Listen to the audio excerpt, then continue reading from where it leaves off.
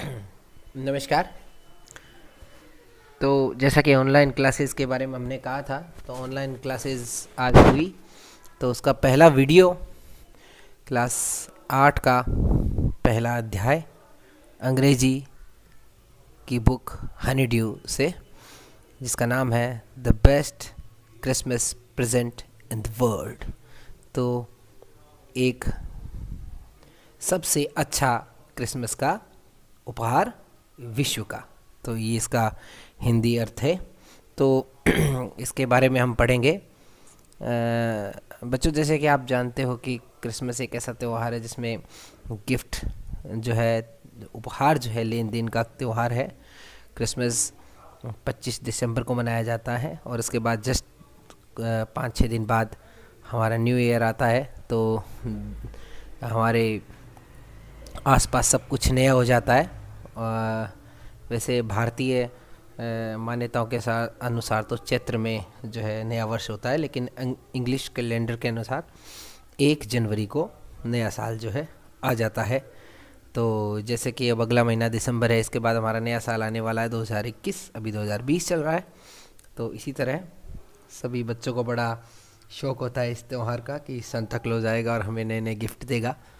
तो आप लोगों ने भी काफ़ी गिफ्ट इस त्यौहार पर लिए होंगे या दिए होंगे। तो बड़ा ही इन्जॉय का त्यौहार है। तो इसी पर एक ये बहुत ही पुरानी कथा है जो कि लिखी गई है। तो उसका हम कुछ भाग आज पढ़ेंगे, कुछ भाग हम इसका कल पढ़ेंगे। शुरू करते हैं। आपको आवाज़ सुनाई देगी इंग्लिश की और इसका हिंदी अनुवाद में करूँगा, ठीक है? कोशिश करूँगा, बताइएगा आपको कैसा लगता है। Significant that before you read, there are some dates or periods of time in the history of the world that are so significant that everyone knows and remembers them. The story you will read mentions one such date. ठीक है। ये कहना चाहता है कि बहुत सारे हमारे इतिहास में ऐसी ऐसी तारीखें हैं, ऐसे ऐसे इवेंट्स हैं जिसको कि बहुत लोग सभी लोग याद करते हैं, चाहे वो किसी प्रकार का भी हो, चाहे वो युद्ध हो या फिर चाहे कोई आंदोलन हुआ हो भारत में या फिर कोई भी विश्व में कोई भी घटना हुई हो। तो उन सभी को रिमेंबर रहता है, याद रहता है। तो उन्हीं में से ही एक ऐसा समय था जिसका कि जिक्र यहाँ पर किया गया है, इसका की जानकारी यहाँ पर दिया गया है। तो देखते हैं, अपन आगे पढ़ते हैं इसको। And event, a war between the British and the Germans in 1914. Can you guess which war it was? Do. हाँ, तो इसने ये पूछा, आप समझ आ रहा होगा, अंग्रेज़ी एकदम साफ बोल रहा है वो। तो मतलब कहने का तात्पर्य यहाँ पर ये है कि ये जो है, ये बात तब की है 1914 की, जब ब्रिटिश और यानी कि इंग्लैंड और जर्मन के बीच युद्ध चल रहा था। तो क्या आप गेस कर सकते हैं, मतलब आप क्या बता सकते हैं कि ये कौन सा युद्ध था? तो बिल्कुल इसके विषय में आप लोगों को पता ही होगा, अगर नहीं पता है तो मैं बता देता हूँ। ये प्रथम विश्व युद्ध की बात चल रही है, यानी कि फर्स्ट वर्ल्ड वॉर। आज क्लास में बच्चियाँ थी तो उन्होंने मुझे उत्तर भी दिया था। तो ये बहुत अच्छी बात है कि उनको नॉलेज है इस चीज़ का। तो आगे चलते हैं इस बात पे। You know which events the dates below refer to? A. The 4th of July 1776. B. The 17th of December 1903. C. The 6th of August 1945. D. The 30th of January 1948. It in a junk shop. देखिए, 19 यहाँ पर कुछ तारीखें दी गई हैं अलग अलग, जिनमें कि अलग अलग प्रकार के इवेंट हुए। जैसे 1976 में क्या हुआ, नहीं सॉरी 1876 में, 1914 में क्या हुआ, 1945 में क्या हुआ, 46 में क्या हुआ, 61 में क्या हुआ। तो जैसे कि अलग अलग तरह के जो इवेंट इस समय हुए उसके विषय में हमें जानकारी प्राप्त करनी है। तो बिल्कुल आपको इसके विषय में भी जानकारी दी जाएगी। तो अभी तो अपन पाठ को कंटिन्यू करते हैं, फिर आगे चलते हैं। 1945. D. The 30th of January 1948. E. The 12th of April 1961. F. The 20th of July 1969. The answers are on page 23. अब देखिए इसमें लिखा हुआ भी है कि आंसर जो है इसका पेज 23 पर आपको दिया गया है, तो 23 पेज पर अपन चलेंगे तब उसके आंसर भी हमको वहाँ पर पढ़ने को मिलेंगे। It in a junk shop in Bridport, a roll-top desk. The man said it was early 19th century, and हाँ, तो क्या हुआ कि ऑथर जाता है एक जंक शॉप पर। जंक शॉप का तात्पर्य होता है कबाड़ी की दुकान। तो वहाँ पर वो एक रोल टॉप डेस्क देखता है, बहुत पुरानी बड़ी सारी टेबल देखता है। तो उस टेबल को लेने की उसकी इच्छा होती है। तो जैसे ही वो देखता है तो दुकानदारों से कहता है कि सर ये तो बहुत पुरानी 19th सेंचुरी की, मतलब कि 19वीं शताब्दी की ये तो जो है टेबल है और अच्छी लकड़ी की बनी हुई है, ऐसी बात नहीं है, लेकिन अभी इसकी हालत थोड़ी सी ख़राब है। आगे देखते हैं। oak. I had wanted one, but they were far too expensive. This one was in a bad condition. The roll top in several pieces, one leg clumsily mended, scorch marks all down one side. It was going for very little money. I thought I could restore it. Top in several. ठीक है, तो क्या होता है कि जब वो उस टेबल को देखता है, उसको जब वो दुकानदार बताता है कि ये बहुत अच्छी लकड़ी की बनी हुई है, लेकिन वो सोचता है, ऑथर यानी कि हमारा राइटर सोचता है कि अगर यार इसको तो परचेज़ करना बहुत मुश्किल होगा, एक्सपेंसिव का अर्थ यहाँ पर महंगे से है, तो ये तो बहुत महंगी है, इसलिए इसे परचेज़ करना तो मेरे हद में नहीं है। लेकिन जब उस टेबल की तरफ वो देखता है कि वो पूरी तरह से एकदम खंडित हुई हुई है और उसकी जो है लेग, जो उसके जो टेबल के जो जो नीचे का पाया है वो भी टूटा हुआ पड़ा है, और जो उसका टॉप है वो भी पूरी तरह से जीर्ण शीर्ण हो गया है, और प्लाई व्लाई उखड़ गई सब इधर उधर से, और बहुत ही बुरी हालत है। तो फिर आके जो है हमारा ऑथर क्या सोचता है। Oak, top in several pieces, one leg clumsily mended, scorch marks all down one side. It was going for very little money. I thought I could restore it. It would be a risk, a challenge, but I had to have it. I paid the man and brought it back to my workroom at the back of the garage. I began work on it. ठीक है, अब यहाँ पर ये क्या कह रहा है मैं आपको बता देता हूँ कि मतलब वो उसने सोचा था कि बहुत महंगी है, लेकिन लिटिल, मतलब कि लिटिल मनी का तात्पर्य यहाँ पर है कि बहुत ही कम पैसे की थी, तो उसने उसको ले लिया। और उसने मन में ये लेखक ने विचार किया कि मैं इसको ठीक कर लूँगा घर जाकर, कोई नहीं, लेकिन मन में ये विचार भी था अगर मैं ठीक नहीं कर पाया तो कोई बात नहीं, फिर ऐसी जाएगी, अगर मैंने ठीक कर लिया तो मेरी किस्मत है। तो इस तरह का सोच कर वह उस डेस्क को उठाता है और अपने घर में ले जाता है। वर्क रूम जहाँ पर बंदा काम करता है, जैसे जहाँ पर हमारा वर्क रूम है, जहाँ पर हम काम करते हैं, जहाँ पर आप लोग अपना होमवर्क करते हैं, वर्क रूम हुआ। जहाँ पर आपके माता जी किचन में काम करते हैं वो उनका वर्क रूम हुआ। जहाँ पर ऑफिसर्स अपने ऑफिस में काम करते हैं वो उनका वर्क रूम हुआ। तो इस तरह से वर्क रूम अपने गैरेज में उसको टेबल को वो ले जाता है और वहाँ पर ले जाकर रख देता है और प्रयास करता है उसको ठीक करने का। तो आशा आपको समझ आ रहा होगा अभी तक। Very little money. It. I paid the man and brought it back to my workroom at the back of the garage. I began work on it.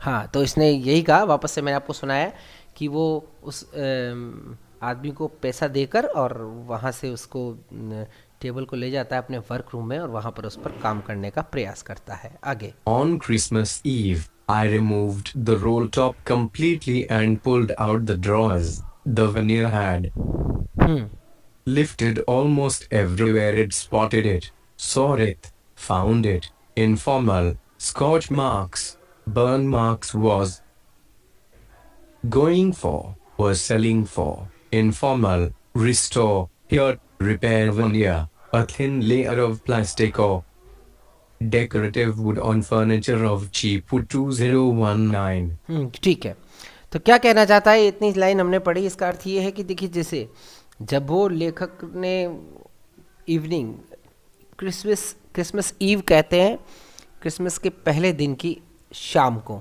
संध्या को, तो क्रिसमस के जो पहले दिन की संध्या है तब तक वो उसको ठीक करने में लग जाता है, उसका रोल टॉप उतार देता है और उस पर जो प्लास्टिक लगा होता है, उस पर जो डेकोरेशन लगी होती है वो भी उतारता है। उसमें वो एक कई चीज़ें देखता है कि स्क्रैचेस उस पर कई लगे हुए हैं, कई जगह से वो जली हुई है और उसकी बहुत ही बुरी हालत उस टेबल की। उस समय होती है, लेकिन वह उसको पूरा खोल कर उसको ठीक करने का प्रयास करता है ऑथर। आगे चलते हैं। Page 1000 you अब looked. हमारा दूसरा पेज आ गया है। This desk. 1000 you looked like water damage to me. Both fire and water had clearly taken their toll on this desk. The last drawer was stuck fast. I tried all I could to ease it out gently. In the end, I used brute force. I struck it sharply with the side of my fist and the drawer flew open to reveal ठीक है, काफ़ी बड़ी line होगी, चलिए शुरू से कर this. लेते हैं। 1000 you looked like water damage to me. Both fire and water had clearly taken their toll on. ये कह रहा है कि क्लियरली मुझे ऐसा लग रहा था, मैंने चेक किया जब कि ये इसके अंदर वाटर डैमेज के साथ साथ ये जली हुई भी है, बर्न फायर भी, मतलब कि इसमें आग भी लगी हुई है, तो टेबल की बहुत ही बुरी हालत है। आगे। This desk. The last drawer was stuck fast. I tried all I could to ease it out gently. In the end, I हाँ, मैंने इसका एक वहाँ पर मुझे एक दराज दिखाई दिया, जिसे भी स्ट्रक मतलब उसको खोलने की कोशिश करना है, खींच कर खोलना जैसे भी। तो मैंने पहले इसको जेंटली धीरे धीरे खिसका कर खोलने की कोशिश की, परंतु वो मतलब खुला नहीं मुझसे, क्योंकि ज़्यादा धीरे धीरे अगर हम कोई चीज़ को खोलते तो वो खुलती नहीं है कई बार, क्योंकि काफ़ी समय के बाद अगर आप घर पे भी कोई दराज या टेबल हो उसको काफ़ी समय तक छोड़ दें तो वो थोड़ा टाइट हो जाती है मिट्टी के कारण, फिर उसको ज़्यादा जोर लगा कर ही खोलना पड़ता है। और ये तो काफ़ी वर्षों पुरानी टेबल थी, तो इसका तो खुलना नामुमकिन था। तो फिर used brute force. I struck it sharply with the side of my fist and the drawer flew open to reveal तब मैंने थोड़ा जोर लगाया अपने हाथों का, और जैसे ही जोर से उसको खींचा तो फ्लू आउट, वो उछलते हुए जो है मतलब हमारा क्या बोलते हैं दराज जो है बाहर निकल कर आ गया। और उसके बाद shallow space underneath. A secret drawer. There was something in there. I reached in and took out. जैसे ही मैंने उस दराज को जब वो खुला तो उसके अंदर मैंने देखा कि एक छोटा सा सीक्रेट यानी कि गुप्त जो है दराज उसके अंदर और है, जो कि जिसके अंदर कि मैंने अपना हाथ डाला और मुझे उसके अंदर कुछ दिखाई दिया। A small black tin box. Cello-taped to the top of it was a piece of lined notepaper and written on. हाँ, तो क्या बताया कि उसने बताया कि इसके अंदर एक छोटा सा टीन का बॉक्स था जो कि सेलो टेप से रैप किया हुआ था, मतलब सेलो टेप से उसको बांधा हुआ था और उसके ऊपर कुछ लिखा हुआ था। It in shaky handwriting. Jim's last letter, received the 25th of January, 1915, to be buried with me when. ये इसके अंदर क्या था कि एक शेकिंग हैंड का तात्पर्य होता है यहाँ पर कांपते हुए हाथों से किसी ने कुछ लिखा था, और उस पर यह भी लिखा था कि मेरे मरने के बाद इस लेटर को मेरे साथ ही दफना दिया जाए। और ये लेटर रिसीव हुआ था, इसमें तारीख भी दी गई है, वापस देख लेते हैं अपन। It in shaky handwriting. Jim's last letter, received the 25th of January, 1915, to be buried with me when. हाँ, तो ये 25 जनवरी 1915 यानी कि 1915 में रिसीव्ड हुआ था लेटर। तो उसने लिखने वाले ने जेम्स ने कहा था कि इसको मेरे साथ ही दफना दिया जाए। The time comes. I knew as I did it that it was wrong of me to open the box, but curiosity got the. लेकिन क्या हुआ, तो अब समय आ चुका था कि मैं उसे खोल लूं, लेकिन मेरे मन में ये था कि किसी कैसे सीक्रेट प्राइवेट लेटर को मुझे पढ़ना नहीं चाहिए, लेकिन मेरे अंदर क्यूरियोसिटी थी, क्योंकि टेबल उसने खुद ने खरीद ली थी, तो जब टेबल का मालिक वो हो गया तो लेटर का मालिक भी तो फिर वही हुआ। तो एक जेंटली ऐसा होता है कि मन में सोचते हैं कि किसी की प्राइवेट लेटर या किसी की प्राइवेट चीज़ को उसकी इजाज़त के बगैर नहीं देखना चाहिए, लेकिन क्यूरियोसिटी बढ़ गई थी, उसकी जिज्ञासाएं बढ़ गई थी, तो वो देखना चाहता था इस लेटर में है क्या। It in shaky the time comes. I knew as I did it that it was wrong of me to open the box, but curiosity got the better of my scruples. It usually does. Inside the box there was an envelope. The address read. तब क्या हुआ, मेरी जिज्ञासाएं बढ़ गई और अचानक से मैंने वो कर दिया जो मुझे नहीं करना चाहिए था। यानी कि मैंने उस लेटर को देखा, उसके अंदर एक एनवलप था। उसको जैसे ही देखा तो उसमें एक एड्रेस लिखा हुआ था जो कि मैंने पढ़ा। एड्रेस क्या था? Mrs. Jim McPherson, 12 Copper Beaches, Bridport, Dorset. I took out the letter and unfolded it. अब इसके अंदर एड्रेस दिया गया है मिसेस जिम मैकपर्सन, जो कि ब्राइट पोर्ट पे थी, और इनका ये एड्रेस दिया गया जे को ऊपर। ये देख लीजिए, आप फिर से आपको सुन लेगा, आप वैसे आपको स्क्रीन पे दिख ही रहा होगा। Mrs. Jim McPherson, 12 Copper Beaches, Bridport, Dorset. 12 copper का ये इसमें नाम दिया गया है, रिजल्ट ये एड्रेस दिया गया, आप देखिएगा इसको। इसके बाद आगे चलते हैं। Mrs. Jim McPherson, 12 Copper Beaches, Bridport, Dorset. I took out the letter and unfolded it. I took out the letter and folded it. मैंने उस लेटर को उठाया और उसे अनफोल्ड किया। किसी भी जैसे कोई एनवलप या लिफाफा आता है तो वो फोल्ड होकर आता है, उसे अनफोल्ड करते हैं हम, तो उसको अनफोल्ड करते हैं। वो Was written in pencil and dated at the top the 26th of December 1914.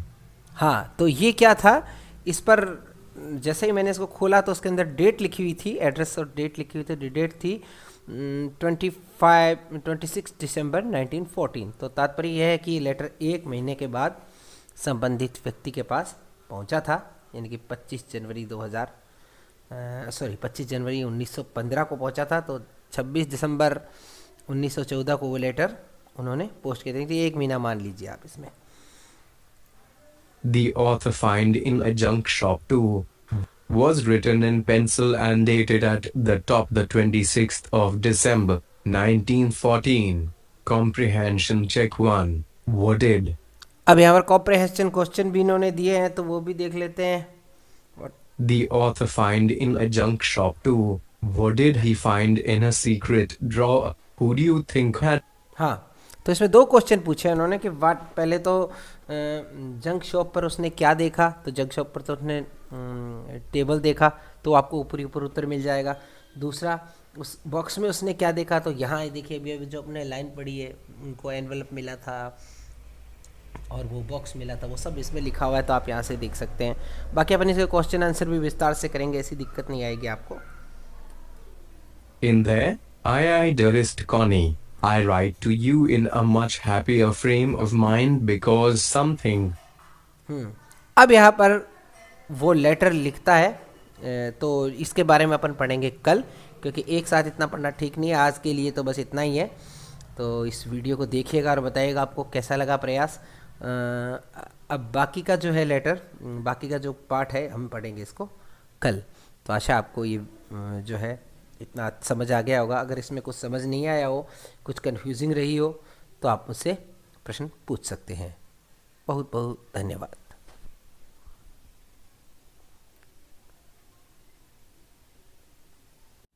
Black tin box. Shake. Time comes. I knew as I did it that it was wrong of me to top भी the पढ़ लिया। 26th of December 9. Comprehension 1. यहाँ से पढ़ना। I. Dearest Connie, I write to you in a much happier frame of mind because something wonderful has just happened that I must tell. तो वो gym McPherson साहब लिख रहे हैं अपनी वाइफ कॉनी को कि मुझे बताते हुए बड़ा खुशी हो रही है कि हम लोग, क्योंकि वो जिम मैकपर्सन था जो फौजी था, एक सोल्जर था, ठीक है ना, जो कि इंग्लैंड की तरफ से था। तो वो बताता है कि मुझे तुमको ये लेटर लिखते हुए बड़ी खुशी का अनुभव हो रहा है, या मैं बहुत खुश हूँ आज। तो Page 3 you about at once. We were all standing to in our trenches yesterday morning. Christmas morning. It. तो वो क्या कहता है कि मैं तुमको लिख के बता रहा हूँ कि जब क्रिसमस मॉर्निंग थी तो हम अपने स्ट्रेंचेस पे खड़े थे, मतलब अर्थात इसका तात्पर्य कि हमारी पोजीशन पे खड़े थे। फौजी लोग होते हैं ना, जब युद्ध होता है तो वो एक ऐसे गड्ढे बनाकर खड़े हो जाते हैं, तो उसी तरह से वो अपने स्ट्रेंचेस पे खड़े थे। समझ आ रहा है ये सबको? Yes sir. हाँ, अपनी बुक निकाल के रखो। हाँ, अपनी बुक निकाल। क्या हुआ? बुक निकाल के रखो अपनी, ताकि तुम्हें कोई बात नहीं, अगर मोबाइल पे ज्यादा आंखों पे जोर नहीं पड़े, किताब निकाल के रखो अपना। Was crisp and quiet all about, as beautiful a morning as I've ever seen, as cold and frosty as a. क्या कह रहा है कि वो जो क्रिसमस की मॉर्निंग थी बड़ी क्रिस्प थी, लेकिन थोड़ी थोड़ी सर्दी भी थी, क्योंकि दिसंबर के समय में सर्दी होती है वैसे, तो थोड़ी थोड़ी सर्दी भी थी, लेकिन वातावरण बड़ा ही अच्छा था। और वो उस समय, तुम्हें बता दूं कि उस समय वो युद्ध के मैदान में खड़े थे। सामने तो एनिमीज लोग खड़े थे, जर्मन के लोग और इंग्लैंड के लोग जो है, जिसकी तरफ से ये ऑफिसर जिम मैकपर्सन जो अपना ऑफिसर था। तो आगे पढ़ते हैं। Christmas morning should be. I should like to be able to tell you that we began it, but the truth, Fitz began it. First, someone saw a white flag waving from the trenches opposite. Then they were calling out to us from across no man's land, Happy Christmas, Tommy, Happy Christmas, when we had. ठीक है। तो तुमको ये बोल रहा है, जो अंग्रेजी बोल रहा है, समझ आ रहा है ना अच्छे से? एकदम एकदम धीरे धीरे बोल रहा है। Yes sir. तो इसके अंदर मतलब क्या होता है कि वो बता रहा है कि मुझे बड़ी खुशी हुई जब हम अपने मार्च पे खड़े थे, तो अचानक से सामने वाली पार्टी ने व्हाइट फ्लैग दिखाना शुरू किया। व्हाइट फ्लैग, जर्मन के जो हाँ, व्हाइट झंडा, बिल्कुल सही है। तो वो जो जर्मन के जो लोग थे, फौजी थे, उन्होंने दिखाना शुरू किया और उन्होंने क्या जोर जोर से वो बोलने लगे कि हैप्पी क्रिसमस डे टॉमी। मतलब वो किसको कह रहे थे? अंग्रेजों को, मतलब कि जो ब्रिटिश के जो लोग थे, ब्रिटिश आर्मी के जो लोग थे, उनको हैप्पी क्रिसमस कर रहे थे। देखो, एक बहुत बड़ी बात है कि युद्ध के समय में इस तरह के व्हाइट फ्लैग दिखाने का मतलब शांति का प्रतीक होता है। व्हाइट जो होता है पीस का प्रतीक होता है। सही है गलत है ना? तो हाँ, सही है। हाँ, म्यूट रखो बेटा अपने आप को, जो जिस म्यूजिक की आवाज आ रही है वहां से। Got over the surprise. Some of us shouted back, same to you, Fritz, same to you.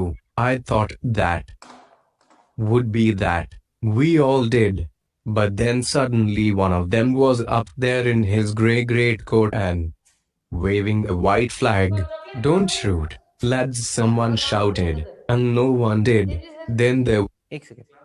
हाँ, तो इसका अर्थ ये हुआ कि वहां पर जब वे शांति के प्रतीक के लिए, हाँ एक रखो, तो जब वो शांति के लिए झंडे अपने दिखा रहे थे, तो वहां पर लोगों ने जब कहा कि हैप्पी क्रिसमस डे टॉमी, यानी कि अंग्रेजों को कहा, तो अंग्रेजों ने भी वापस से, जो ग्रे कोट पहने हुआ एक व्यक्ति था, वो भी ऑफिसर था, तो उन्होंने भी वहां से कहा कि हैप्पी क्रिसमस डे ब्रिट्स, मतलब कि जर्मन के लोगों को वो ऐसा बोलते थे, तो जर्मन के लोगों को भी उन्होंने हैप्पी क्रिसमस डे बोला। लेकिन शत्रु जब आप आमने सामने खड़े होते हैं, उनको डर होता है कि कहीं ये चालाकी तो नहीं खेल रहे हमारे साथ, क्या पता शांति के बहाने कहीं गोलियां चला दे। तो एक जना उठ के बोलता है कि डोंट शूट। शूट का अर्थ क्या होता है? गोली चलाना, किसी को, हाँ, किसी को गोली मारना। तो क्या बोला? गोली चलाना। हाँ, बिल्कुल। डोंट शूट का अर्थ क्या होता है कि आप शूट नहीं करें, कृपया, मतलब गोली नहीं चलाएं। अभी हमारा शांति का जो क्रिसमस डे है, इसको मनाएं, क्योंकि आपको पता है कि इंग्लैंड में और विदेशों में क्रिसमस का बहुत ज्यादा प्रभाव है, क्योंकि वहां पर क्रिश्चियंस लोग इत्यादि रहते हैं। अब आजकल तो हमारे भारत में ही बहुत प्रभाव है, क्रिसमस डे मनाते हैं। बच्चों को बड़ा इसका क्रेज रहता है, बच्चों को सांता क्लूज होता है और उनको गिफ्ट देता है, बच्चों को ऐसा लगता है।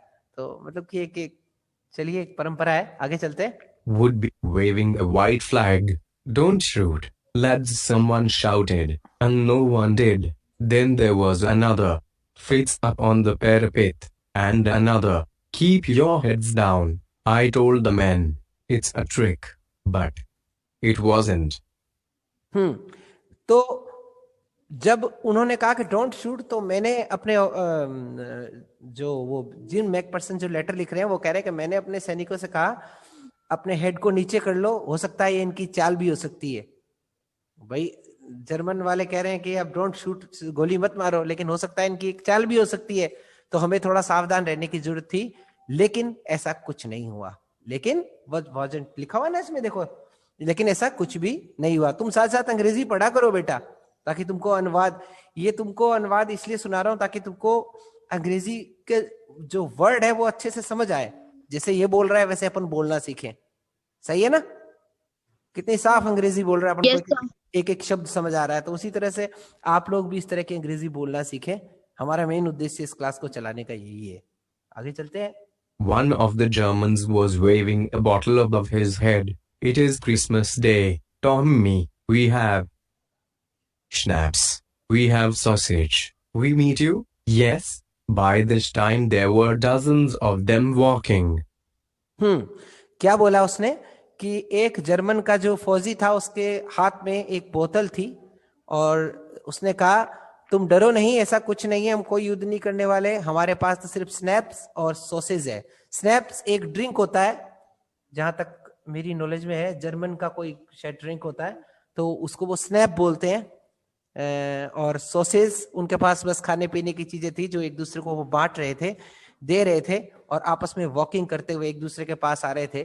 तो इससे ऐसा लगता था कि snap is the drink of cranes. हाँ, ड्रिंक ऑफ क्रेन्स, बिल्कुल, ये जर्मन की ये ड्रिंक है, बिल्कुल सही बात है। इसमें आगे ऊपर इसमें दे भी रखा है, शायद ग्लॉसरी में अपन देख लेंगे, कोई नहीं वो तो इसमें जो है ड्रिंक्स है जर्मन की, तो उस तरह से। तो आगे चलते हैं अपन। Towards us across no man's land and not a rifle between them. Little Private Morris was the first. Up, come on, boys. What are we waiting for? And then there was no stopping them. I was the officer. I should have stopped them there and then, I suppose, but the truth is that it never even occurred to me I should. All along their line and ours I could see men walking slowly towards one. क्या कहना चाहता है कि मैंने अपने लोगों से कहा कि अब तुम चिंता मत करो, कोई भी युद्ध नहीं होने वाला है, क्योंकि आई एम ए ऑफिसर। कौन है ऑफिसर? जिम मैकपर्सन, जो इसका नाम है, जो लेटर लिख रहा है अपनी वाइफ को। उसकी वाइफ का नाम क्या है? अभी मैंने ऊपर बताया तुमको, Connie. Connie. Good good good, इसका मतलब तुम ध्यान तो दे रहे हो किताब। तो वाइफ का नाम कॉनी है, तो अपनी वाइफ को वो लेटर लिख रहा है, सब बता रहा है कि हमने ये किया, युद्ध हमारा इस तरह से शांति हुई। तो वो अपने बॉयज को कहते हैं कि तुम किस लिए वेट कर रहे हो, सब लोग आपस में मिलो जुलो, एक दूसरे से बात करो, ये क्रिसमस का डे है, इसमें शांति रखनी चाहिए, शांति का प्रतीक है। तो उसी तरह से एक आदमी उनके पास चलते हुए आता है, धीरे धीरे, स्लोली वॉकिंग, लिखा हुआ ना, देखो। इसके बाद आगे, Another, grey coats, khaki coats meeting in the middle, and I was one of them. I was part of this. In the middle of the war we were making peace. हाँ, तो उन्होंने कहा, एक सेकंड,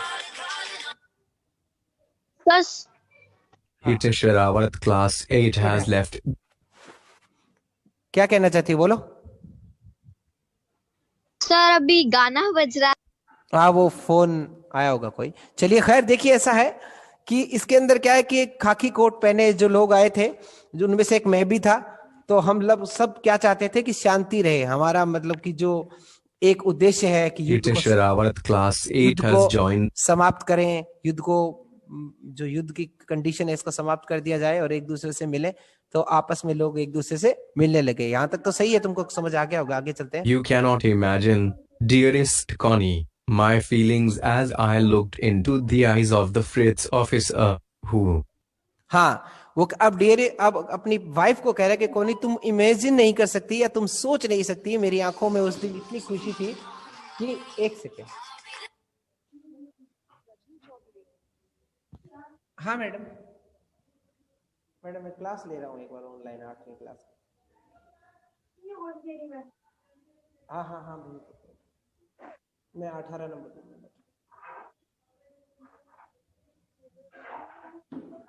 तो इसका अर्थ क्या हुआ कि वो कोनी को कहता है कि मुझे इतनी खुशी हुई आज, कि मैं इतना खुश हूं कि मतलब मेरी जो खुशी है, ब्रिट्स मतलब कि जर्मन की जो लोग हैं इतना शांति से हमारे साथ व्यवहार कर रहे हैं, मैं बोल नहीं सकता कि मतलब इस खुशी को बयान नहीं कर सकता। तुम इमेजिन नहीं कर सकती कि इस तरह की मुझे खुशी हो रही है कि अचानक से कहीं लड़ाई झगड़ा हो रहा हो, उसमें शांति अचानक से हो जाए तो लोगों को खुशी होती है कि नहीं होती है? हम कहीं लड़ाई देखते हैं, वो लड़ाई एकदम शांत हो जाए, प्रेम भाव सब में उत्पन्न हो जाए, तो ये तो एक बहुत बड़ी बात है ना। आगे चलते हैं। approached me, hand outstretched. Hans Wolf, he said, gripping my hand warmly and holding it. Capital I. अब क्या होता है, एक व्यक्ति होता है जो उसके हाथ को पकड़ता है और हाथ मिलाता है और कहता है कि हाय, मतलब कि कोई व्यक्ति, वो भी वेस्ट इंग्लैंड से होता है, जो कि हाय बोल रहा है। I'm from Dusseldorf. I played the cello in the orchestra. हाँ, आई एम इन डेसल्डो, ये डेसल्डो से है ये बंदा, और जो कि क्या प्ले करता है, इंस्ट्रूमेंट प्ले करता है, कीबोर्ड प्ले करता है। कीबोर्ड देखा है तुमने, हारमोनियम जैसा होता है, देखा है? Yes, sir. हाँ, तो वो प्ले Yes. कर। हाँ, मेरी आवाज अच्छे से आ रही है ना बेटा? Yes, sir. Good. sir. Good. कहीं समझ नहीं आए तो बेटा मुझसे तुरंत पूछ लेना, ताकि कोई बीच में चीज छूट नहीं जाए तुम्हारी। तो इसके अंदर कहता है कि जो है कि मतलब वो कहता है कि मैं इंस्ट्रूमेंट प्ले करता हूँ, और वो क्या प्ले करता है वो देख लेते हैं। I'm from Dusseldorf. I played the cello in the orchestra. Happy Christmas. हाँ, मैं चेलो प्ले करता हूँ। चेलो एक कोई सॉन्ग है जो कि हैप्पी क्रिसमस को ऊपर गाया जाता है। Sir, cello हाँ instrument. हाँ, म्यूजिकल इंस्ट्रूमेंट। हाँ, नमस्कार बेटा, बैठो। तो चेलो जो है उस पर मैं प्ले करता हूँ। हाँ हाँ, एक सेकेंड। हाँ बिल्कुल। तो मैं प्ले करता हूँ इंस्ट्रूमेंट पर हैप्पी क्रिसमस। क्या प्ले करता है वो उस इंस्ट्रूमेंट पर? Happy Christmas. Happy Christmas play करता है। ओके।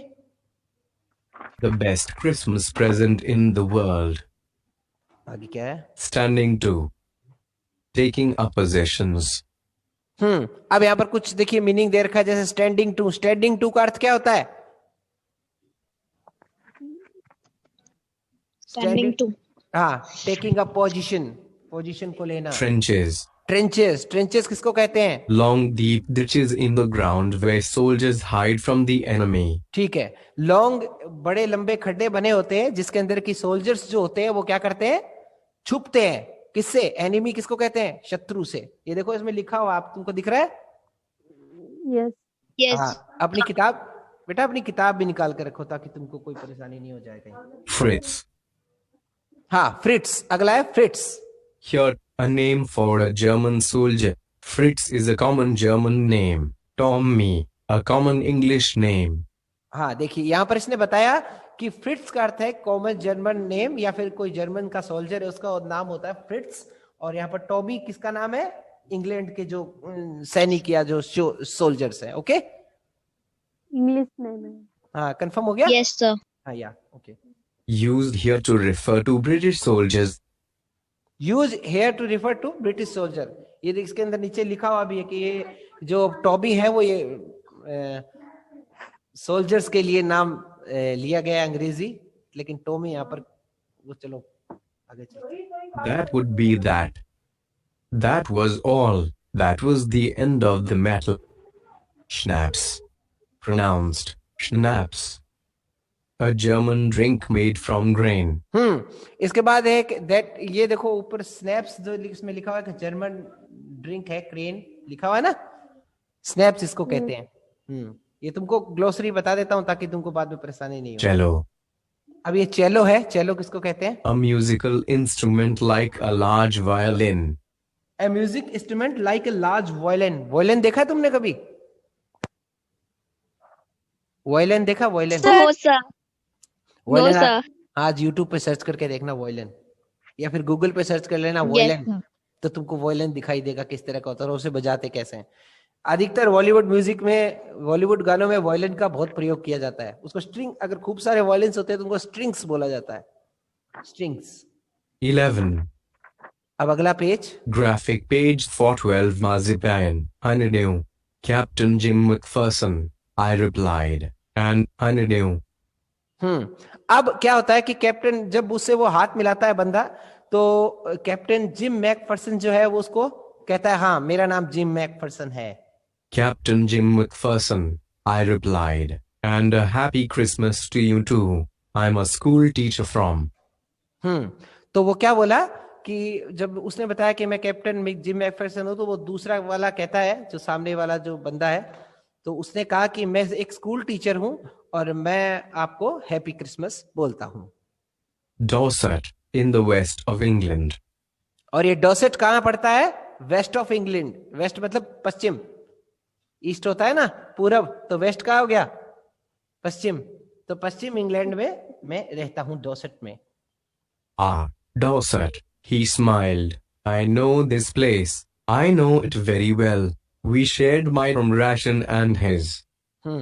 उसने क्या कहा कि हाँ, अरे कैप्टन जो जिम मैकफरसन थे उन्होंने कहा हाँ हाँ डॉसेट के बारे में तो मैं बहुत अच्छे से जानता हूँ। और स्माइलिंग होता है, थोड़ा मुस्कुराते हैं वो, और उनको लगता है कि हाँ इसके विषय में तो मैं काफी जानता हूँ। तो अब मैं अब वो क्या शेयर कर रहा है देखिए। Dorset, he smiled. I know this place. I know it very well. We shared my ration and his. Excellent sausage. And we talked, Connie, how we talked. He spoke almost perfect English. But it. क्या बोलता है कि हमने, जब हमारी दोनों की दोस्ती हो गई तो हम लोगों ने अपना रूम शेयर किया, अपने स्नैप शेयर किए, और सॉस जो होते हैं, जो खाने पीने की चीजें सब शेयर की। लेकिन कौनी, मैं तुम्हें बता नहीं सकता कि मुझे इतनी खुशी हो रही थी, वो इतनी अच्छी अंग्रेजी बोल रहा था, आप सोच नहीं सकती, बहुत अच्छी अंग्रेजी, उसकी अंग्रेजी बहुत अच्छी थी। Excellent sausage. And we talked, Connie, how we talked. He spoke almost perfect English. But it turned out that he had never set foot in Dorset, never even been to England. He had learned all he turned out that he had never set foot in Dorset, never even been to England. He had learned all he.